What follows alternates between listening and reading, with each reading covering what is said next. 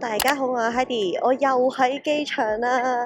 今次咧就會同金山一齊去箱根東京3日2夜嘅，而家咧就要去揾佢集合先。我想講咧，金山好犀利，我影俾大家睇，超犀利，佢淨係帶咗個背囊。你係點樣做到㗎？將啲嘢塞晒入去咯。我仲覺得自己今次咧係帶咗個 hand carry 喼咧，已經好勁。啊 ，OK 嘅，係 kilo 可以 hand carry 嘅。我哋到咗羽田機場，出面仲係黑蚊蚊㗎。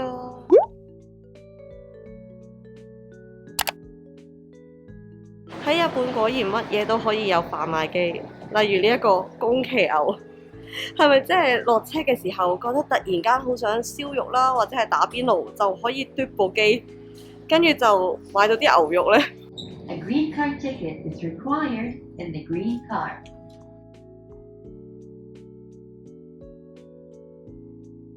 而家咧就搭一個登山線去強羅啦，係朝早嘅8點鐘，應該可以去酒店擺低啲行李咁，跟住就可以喺箱根玩1日啦。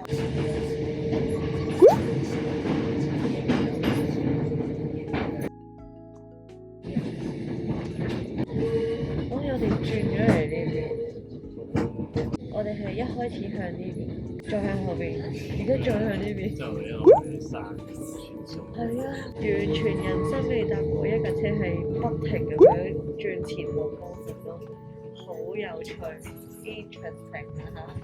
第一站去咗酒店先，擺低晒所有嘅行李，然後就可以出去玩啦。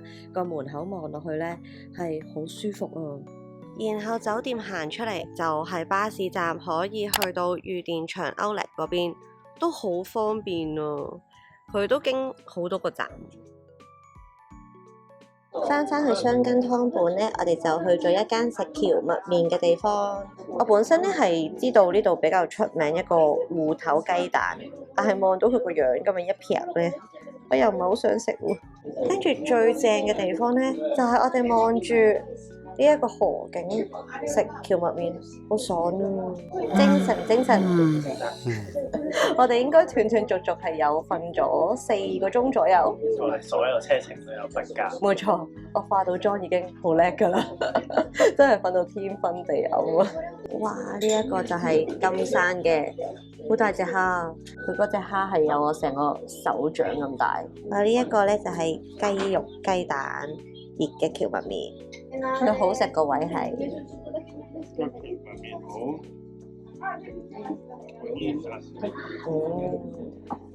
我唔係一個蕎麥麵嘅愛好者，所以對我嚟講都係正常嘅蕎麥麵咯。但係金山就好欣賞嘅，基本上呢3日嗰啲餐廳都係因為你蕎麥麵啦、鰻魚飯啦，跟住牛舌啦，然後拉麵啦。佢隻天婦羅蝦入面係好大隻蝦。雖然個炸粉咧都係有啲厚嘅，但係一咬落去咧，我都冇諗過裡面嗰隻蝦係咁紮實，超大隻。啱啱坐喺度望住嘅景就係呢一個河川，係咪好超啊？然後咧就係呢一個位啦，個餐廳而家勁多人排緊隊啊！果然我係一個天選之人。上個禮拜咧係睇天氣報告話今個禮拜全部都落雨啦，但係而家勁好天啦。跟住頭先嘅蕎麥麵咧係勁多人排隊，但係我去嘅時候咧差唔多可以話係直入㗎。耶！搭咗巴士嚟呢一度原箱根港啊，唔知夠唔夠時間行過去搭呢隻船咧？如果唔係又要等好耐啦。最後我哋頭先都係 miss 咗隻船啦，咁所以就決定不如坐 first class， 加少少錢係700 yen 一個人㗎咋，咁就可以優先 boarding 啦。同埋咧會有個特別嘅船室嘅，就係因為 miss 咗隻船咧，我哋而家排第一啦。我見到嗰隻海賊船咧嚟緊啦喺嗰邊。唔知係邊隻咧？聽講咧 total 係有3隻唔同嘅，咁但係我就冇做功課，邊一隻最好啊，或者有啲咩分別啦？是但啦，佢嚟邊隻我就搭邊隻啦。哇，好大隻啊！都幾壯觀喎，原來近睇。我哋個禮拜都搭長洲嗰隻都好大隻嘅。係啊，飛機又搭唔到 first class 啊，船搭住啫。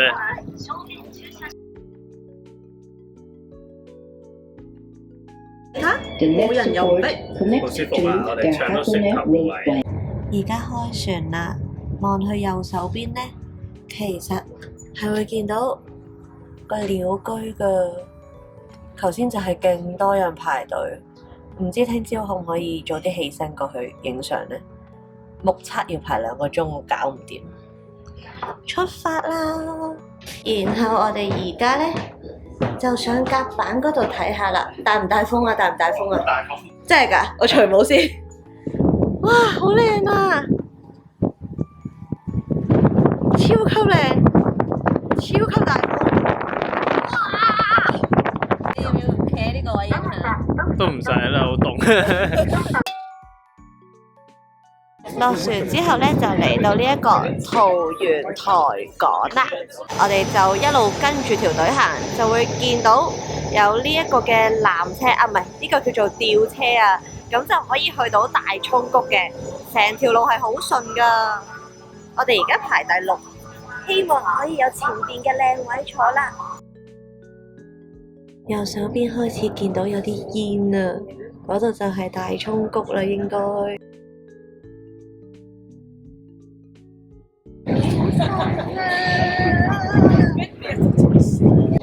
我係飄得好勁喎，成件衫。呢一度咧，佢係有個好出名嘅溫泉蛋啦。咁但係咧，我上網聽啲人講咧，佢係同普通嘅蛋一樣味。佢一盒就要買4隻，我諗緊買唔買？我原本冇諗住買嘅，但係睇呢度，佢已經賣晒啦。呢一下同埋寫住限定商品咧，我就突然間覺得好想買。買唔買好啊？佢都要650 yen 4粒㗎。買咯。但係我係唔食烚蛋噶，我見到佢係12月先到期咧，買咗翻去先啊。好啦。OK。即係 give away 啊嘛，逐隻蛋 give 啊嘛。有冇人想要啊？最後我哋就搭翻一架類似山頂纜車，翻去強羅站啊。翻到酒店 check in 咗咧，然後發現喺 lobby 嗰度有超級多點心，有哇沙比豆啊，可以提供。佢係靜岡縣金木雕嘅一個魚餅，即係嗰啲蝦餅脆脆嗰種咧，好似好食啊。然後隔離咧就係進河灣，呢個就係櫻花蝦餅啦。哇！好想食啊呢啲。跟住喺附近仲會見到有牙刷啊、梳啊、剃刀啊、棉花棒、化妝棉嗰啲攞，都幾好，所有嘅設備都齊全嘅。再嚟到呢一邊呢，就可以攞唔同 size 嘅睡衣啦，同埋一啲嘅浴衣啊。呢一個位呢，就應該係可以去到一啲浴場嘅。佢着咗燈，即係話呢一間係有人，另外嗰2間係冇人，係咪咁解啊？係啊。一陣間希望都係咁，我哋可以試下浸呢啲，我未試過啊。佢個名，佢係露天㗎，好似好正咁。再向前行就會見到分別有男同埋女嘅公眾溫泉，同埋咧我見到呢一度係有個人工碳酸泉，係有分男湯同女湯。呢一個咧就唔係天然溫泉啦。呢一度嘅一泊兩食晚餐咧有2間餐廳嘅，左手邊嘅花料咧就係食懷石料理啦，一啲好季節性嘅料理。然後我哋咧就揀咗去豐月食 shabu shabu。我哋一坐低，所有嘢就準備好晒啦，包括咗有前菜啦，係會有啲 ham 啦，有啲植物咁樣嘅。咁隔離咧就係我哋嘅 shabu shabu，有和牛同埋有一啲嘅蔬菜。咁跟住幾得意咧，就係佢嗰個壽司可以自己揀噶，自選每人5件啊。好少可晚餐咧，我哋係希望食唔飽㗎，因為呢度咧浸完溫泉夜晚係有免費嘅雪條啦，再夜啲10點至11點咧係有免費嘅拉麵啦，然後朝早咧係會有免費嘅娛樂，係嗰啲益力多嚟嘅，咁所以咧基本上你住喺呢一度唔需要再出去食嘢咧，係一定餵飽你。牛味好重，不過唔係我食過最好食嘅和牛啦，係正常嘅和牛啦。應該點樣形容呢？佢唔係入口即溶嗰種嚟嘅，係有彈性嘅。以呢個價錢咁樣，我哋兩個有咁豐富嘅晚餐，我又收貨喎。最後嘅自選壽司都嚟咗啦，佢係非常之普通，喺香港都食到嘅質素。就唔好太大期待係一種築地啊，好新鮮啊，跟住好日本嘅嗰種壽司咯。就咁樣啦，報告完畢。好嘢，我哋等到一間係私人室外嘅風呂啊！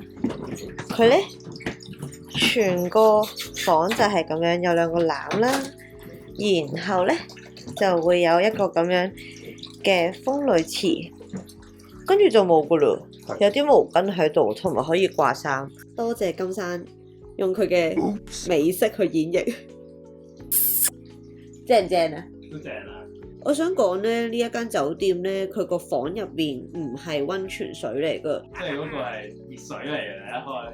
我唔知佢係咪淨係熱水咯。我開嘅時候咧，我又覺得佢唔係淨係熱水嘅味，但係佢就寫咗唔係溫泉水咯。我都係訂咗之後 confirm 晒，我先見到。我自己當時好驚訝，所以我又唔敢同你講住。之前我哋有嗰個浸浴包，係喎，我哋可以審嗰啲浸浴包扮溫泉。好啦，咁我都去浸啦，拜拜。呢位先生喺度糾結緊，落嚟食拉麵啦。我哋而家嘅時間係幾多點啊？我哋好辛苦，捱住睡魔嘅攻擊。已經去到10:03咯，而家。跟住之後佢點咗勁喎，就係為咗一碗拉麵咯。我哋着咗呢一套拉麵敢死隊，好，我哋行啦。哇！睇下前邊有小姐行到江湖大佬咁樣。好嘅機㗎。係啊。我哋又翻嚟呢一間餐廳，夜晚咧就會有麵食㗎啦。到咗啦，呢一碗就係夜晚嘅拉麵。早晨咁多位，我哋呢而家就食早餐啊！呢一度唔係自助餐嚟嘅，咁佢就會有一個 set 啦。大家可以見到呢，佢會有埋個類似湯定係粥啊，成件事係好有儀式感。呢張台已經滿晒，好搞笑啊！佢個茶碗蒸咧係凍噶，然後咧個魚咧就我哋放咗上嚟燒，同埋個魚餅。咁跟住之後咧，仲有呢一個麵豉湯咧，裏面有好多豆腐噶，我發現，同埋啲豆腐望落去係勁滑咯。食完早餐翻嚟，我哋就決定浸多陣浴先。但係浸浴之前，同大家做個 room tour。我哋今次住咧就係412號房。一打開門，你會見到一個玄關嘅，然後咧佢亦都係有啲木屐，我而家着緊，俾你可以喺呢一度出去酒店行嚟行去嘅時候用嘅。跟住左手邊咧就會係廁所啦，乜嘢都冇噶，一打開咧就係一個廁所。廁所上面呢一個咧，佢一沖廁嘅時候，我撳沖廁，佢會有水噶。跟住金山咧就話呢一個水咧係愛嚟洗手嘅。咁然後我哋再打開呢一道門咧，噔噔，好啦，冇錯就係我哋今次嘅房啦。我哋住咧係一個類似和風嘅房嘅，咁就會有2張床啦。係我哋分開瞓嘅，係咪估唔到咧？咁跟住之後咧，佢係榻榻米形式嘅，右手邊就會有一個嘅衣櫃，打開佢咧，我都冇打開過。啊，裡面咧係會有啲嘅睡衣啊，但係因為佢係得中碼同大碼就唔啱我咧，所以我嗰件睡衣咧，即係我而家着緊嘅呢一件咧，就係喺 lobby 嗰度攞噶啦。好啦，跟住依個隔離就係我哋嘅洗手盆啦。冇錯，唔知點解咧喺個廁所嗰度冇洗手盆，但係嚟到間房咧，佢就有呢一個洗手盆。我諗係俾啲人食下嘢啊咁樣嘅。啊，唔係喎，間房唔食得嘢嘅喎。係啊。咁佢有咩用啊？我都話廁所嗰個唔係洗手噶啦。咁如果唔係喺呢度整個洗手盆做乜嘢？OK，唔好理。跟住隔離咧，佢就有2支水送嘅，咁有1支我哋就飲咗啦。咁同埋咧，可能因為係溫泉旅館咧，佢有呢一個綠茶套裝啊。咁不過咧，我哋懶得煲水咧，咁就冇用到。我勁想玩啊，好似好好玩咁。然後咧，一打開呢一度，就會有啲筷子啦，有啲杯咁樣嘅，再下面就會有個雪櫃，乜嘢都冇嘅。咁跟住咧，去到隔離有呢一個箱咧，我今朝都諗咗好耐係咩嚟㗎？原來咧佢係一套茶具同埋有啲嘅綠茶，一個茶包咁樣㗎，幾得意㗎。再隔離就會係有一個嘅抽濕機啦，然後有個超細嘅垃圾桶。咁跟住再向前行咧，就會見到佢有兩個籃，就係俾我哋咧落去樓下浸溫泉啦，同埋隔離會有塊半身鏡啊，可以喺度化妝咁樣。去到我哋呢一邊，冇錯，就係我哋嘅電視機啊。講完嗱，電視機下面咧就會係有 extra 嘅被鋪啊。咁呢一度咧，佢係喺床側邊會有啲叉電嘅位啦，咁我都覺得係幾方便嘅。好啦。去到呢道門打開，噔噔就會係一個浴室啊！呢一度就係我嚟刷牙洗面嘅地方啦。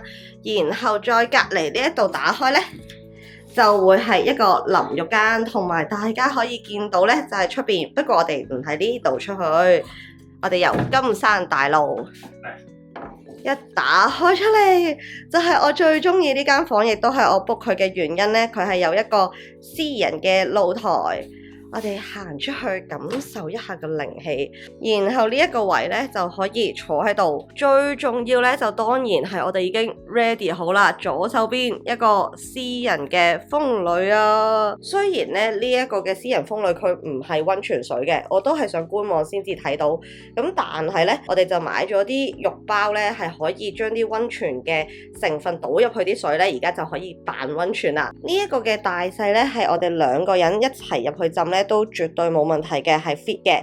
咁所以呢，我都幾中意佢呢一個嘅 area， 我覺得非常之禪啦，同埋非常之寫意。你睇下佢，好啦，我哋嘅 room tour 完成。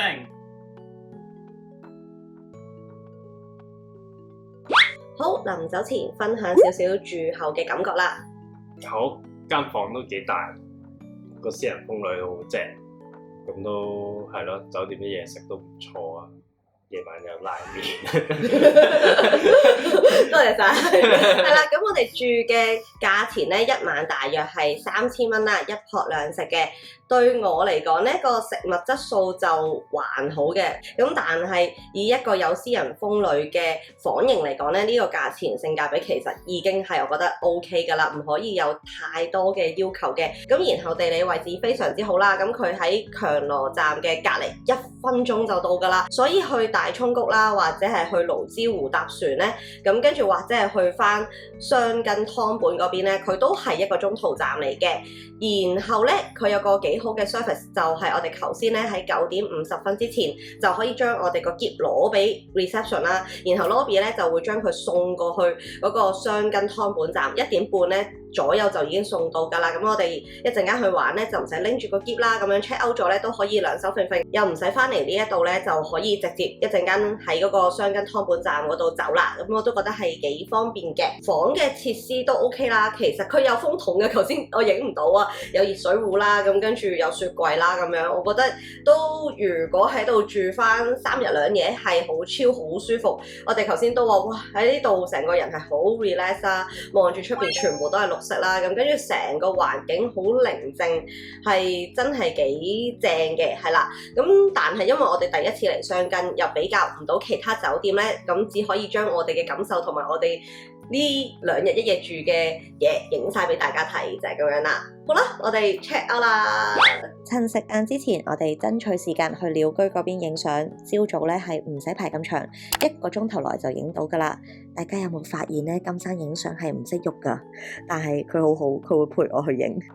我哋而家咧喺一間應該係日本 Top 5嘅鰻魚飯店啊，咁就位於喺箱根附近啦，一間叫做有榮嘅鋪頭啦，係琴日已經嚟過啦，完全冇晒位嘅，咁所以我就 book 咗今日。我哋喺一入嚟話俾佢知，我哋到咗嘅時候咧已經嗌咗㗎啦，咁跟住佢再話俾我哋知要等多8個字。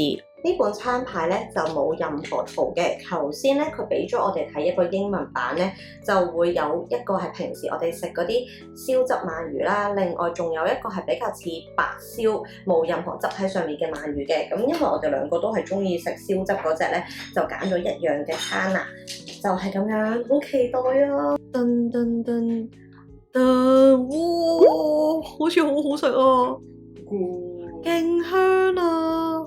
大家見唔見到佢嗰啲鰻魚咧？嗰、個顏色、嗰、個色澤、嗰、個光澤，入口即溶，好肥啊！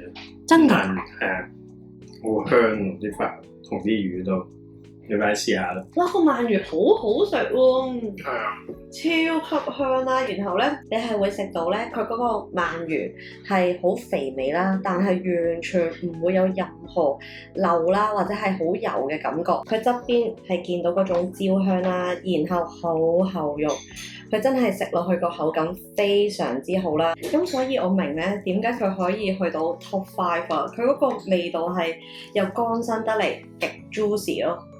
係等咁耐，完全值得啊！因為佢算唔算貴呢？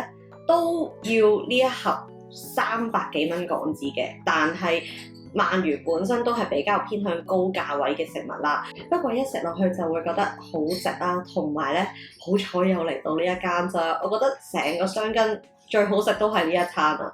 完全毫無質疑啊！喺鰻魚嚟講，都應該我食過最好食。同埋佢有少少肥膏做到入口即溶嗰個，又未到和牛咁樣嘅，但係比即係瘦蜢蜢嗰啲鰻魚好好多咯。大家嚟雙根絕對可以試下。我哋係由雙根湯本搭一個站去到下山田啊，咁跟住咧就行大約7分鐘左右咧就可以過到嚟呢一間鰻魚飯噶啦，係特登嚟嘅，要專登嚟嘅，但係完全值得啊！如果大家係有呢個自駕遊嘅話咧，就更加方便啦，佢係有停車場嘅，係啦。好啦，咁我哋而家咧就真係慢慢咁樣返去東京嘅市區啦。拜拜雙根。點啊？呢2日1夜好啊，滿唔滿意？滿意。好啦，拜拜。